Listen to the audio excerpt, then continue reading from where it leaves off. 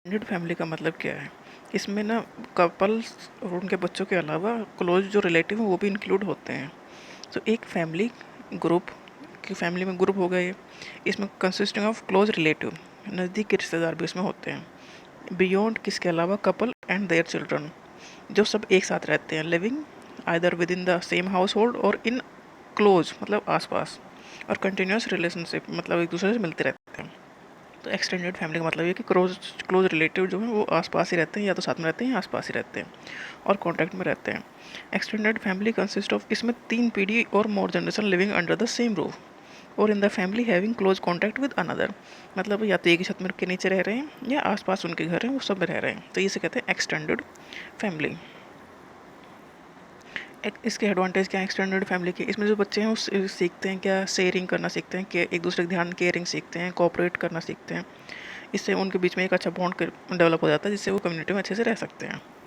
उनके पास आपस में ना एक फीलिंग ऑफ वननेस होती है कि हम सब एक हैं। हाउस होल्ड जो काम होते हैं उससे मेंबर बांट लेते हैं, जो बाहर के काम है, बड़े काम है, तो एक दूसरे को साथ लेके चले गए, या किसी ने दूसरे का काम कर दिया, तो ये चीज़ें उसमें एक्सटेंडेड फैमिली इजिली हैंडल हो जाती हैं।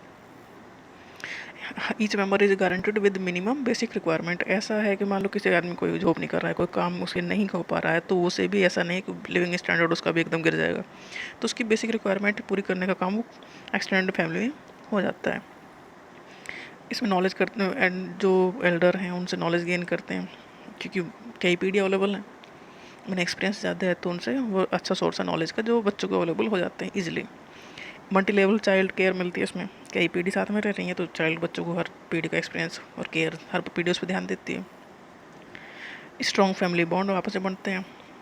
Advice is close eight hand, advice अगर लेनी हो तो सलाह देने वाले आसपास ही मिल जाते हैं, जो अपने होते हैं जो आसपास ही रहते हैं।